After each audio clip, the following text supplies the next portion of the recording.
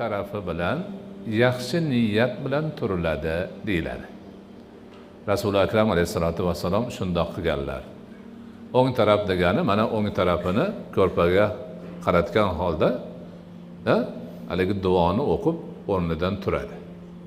Turganda yaxshi niyat bilan turiladi.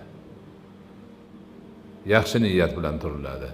Hamma narsa inshaalloh yaxshi bo'ladi. Bugungi kunim eng go'zal kun bo'ladi degan niyat bilan turadi. Bunga dalil shuki Rasuli akram alayhissalatu vassalom fa'lul hasan, ya'ni ki yaxshi niyatni yoqtirar edilar. Shum niyatlikni mutlaqo yoqtirmasdilar. Hadis sharif.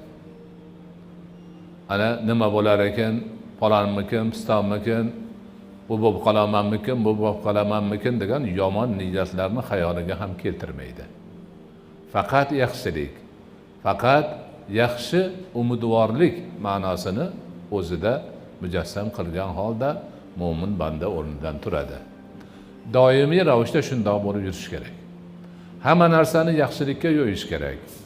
Hamma narsadan faqat yaxshilikni kutib, Allohning o'zi bizga shu yaxshilikni beradi degan niyatda yurish kerak.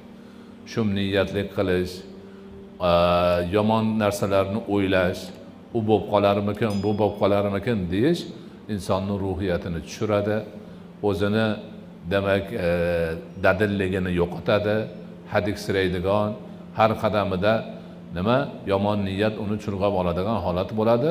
Unaqa odamning ishi mutlaqo yurishmaydi.